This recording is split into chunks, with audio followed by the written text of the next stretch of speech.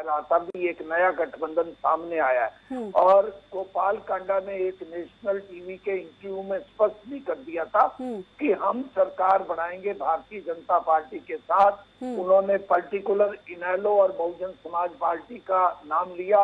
वो स्वयं अपनी पार्टी के तो एक ही विधायक चुनाव लड़ रहे हैं, लेकिन उन्होंने तीनों पार्टियों का नाम लिया और चौथी भारतीय जनता पार्टी को लिया। कांग्रेस जो ये आरोप लगा रही थी कि पहले जो भारतीय जनता पार्टी की बी टीम जेजेपी थी और इस बार भारतीय जनता पार्टी की बी टीम के रूप में इनेलो, बहुजन समाज पार्टी और हलोपा, और उन्होंने ये मान भी लिया है। मुझे ये लगता है गोपाल कांडा की इस बात से कहने से इनेलो की कुछ संभावनाओं पर, उनके कुछ वोट बैंक पे विपरीत असर पड़ेगा, लेकिन ये एक रणनीति के तहत किया जा रहा है। कुछ जो इनेलो के उम्मीदवार जहाँ मजबूत है, सिरसा जिला में इनेलो के 3 उम्मीदवार मजबूत है और तीनों जगह पे भारतीय जनता पार्टी ने अपने कमजोर उम्मीदवार उतारे हैं। हलोपा के सामने भी जो रोहतास जांगड़ा थे वो एक कमजोर उम्मीदवार थे, लेकिन वो हलोपा के साथ तो खुलेआम समझौता हो गया है कि वो रोहतास जांगड़ा, मेरी ये सूचना है कि इस समय वो जिला कार्यालय में जाकर अपना नाम वापस लेने की कार्रवाई कर रहे हैं। थोड़ी देर में हमारे पास उसकी वीडियो और फोटो भी आ जाएंगी।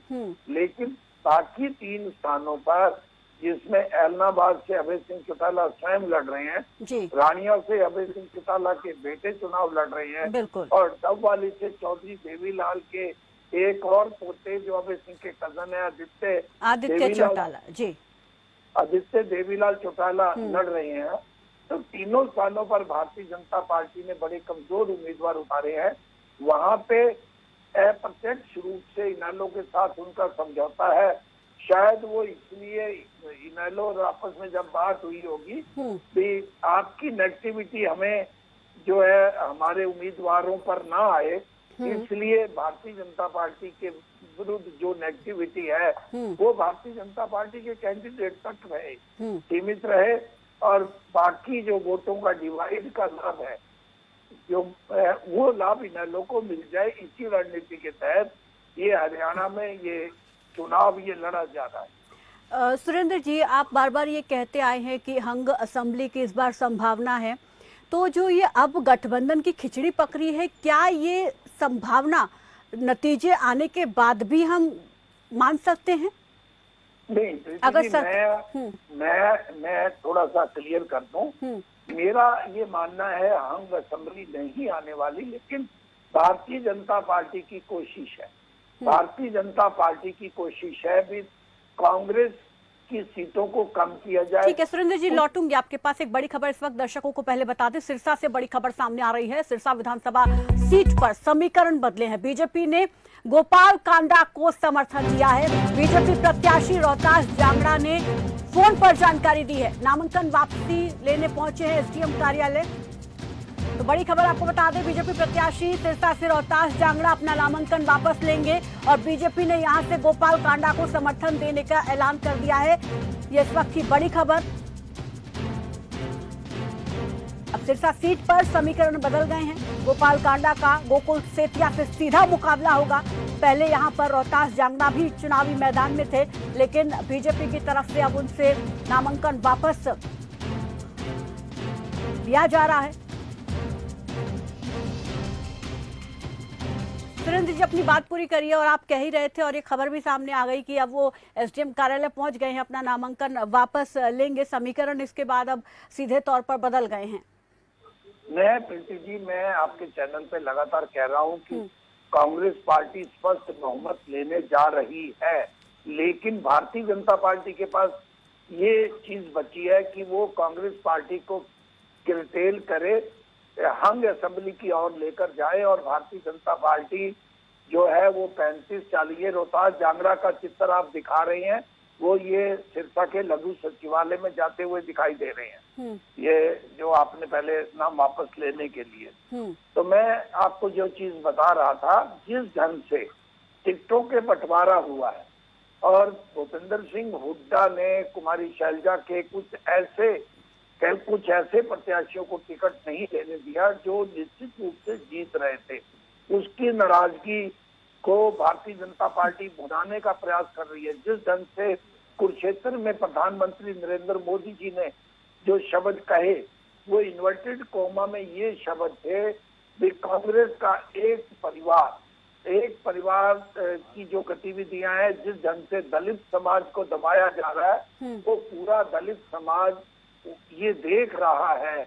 और ये उन्होंने केवल इसलिए मामला उठाया ताकि दलित समाज, जिसका माना जाता है कि वो वोट कांग्रेस की ओर जा रहा है, वो कुमारी शैलजा से हमदर्दी रखते हुए वो वोट बैंक कुछ कम हो और भारतीय जनता पार्टी की कुछ सीटें बढ़े और कुछ कांग्रेस की सीटें कम हो, कांग्रेस कमजोर हो। अगर दलित समाज नाराज होता है तो कांग्रेस को निश्चित रूप से 5 से 10 सीटों का अगर नुकसान होता है तो 90 की छोटी असेंबली में 5 से 10 सीटों का जो नुकसान है वो बड़ा नुकसान होता है।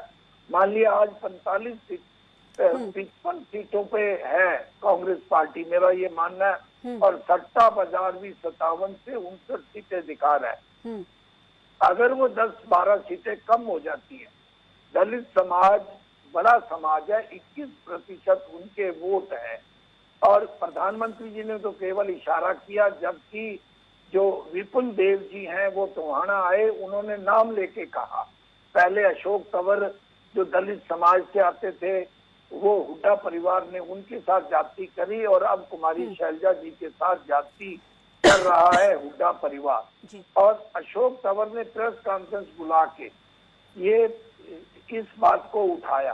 भारतीय जनता पार्टी की एक रणनीति है कि इस मामले को ज्यादा से ज्यादा उठाया जाए और एक नारनौंद सीट के जो कांग्रेस प्रत्याशी हैं उनके समर्थक ने कुमारी शैलजा के बारे में अपशब्द बोले, उन अपशब्दों को लेकर भी भारतीय जनता पार्टी का मीडिया सेल जो है कुछ मीडिया बनाकर कुछ वो प्रचार प्रसार, आपको पता ही है, प्रचार प्रसार कर रहा है कि ये दलित समाज का मान सम्मान कांग्रेस पार्टी के समर्थक नहीं करते, उनके नेता नहीं करते, उनका शेष नेतृत्व नहीं करता। यह केवल यह परसेप्शन बनाने का है कि दलित समाज कांग्रेस से छिटके और भारतीय जनता पार्टी हंग असेंबली की ओर ले जाए।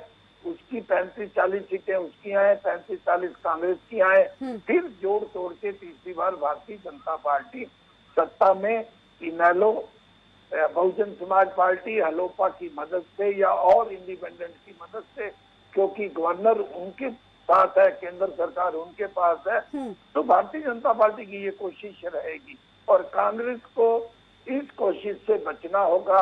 उसके हाई कमान को कुमारी शैलजा जी को भी मनाना होगा और अगर वो नाराज हैं तो, और ये एक संदेश देना होगा कि कांग्रेस पार्टी एकजुट है और कुमारी शैलजा का भी सम्मान करेंगे, नहीं तो कांग्रेस को इसका नुकसान हो सकता है। बिल्कुल, हाईकमान तो लगातार अपने कांग्रेस के नेताओं से हरियाणा में इस चीज को अपील कर ही रहा है और सख्त हिदायत भी दे रहा है, लेकिन वो चुनाव तक कितनी बरकरार रहेगी और इसका कोई नेगेटिव असर ना हो, ये कांग्रेस के नेताओं को ही देखना होगा, वो कितना समझ पाएंगे।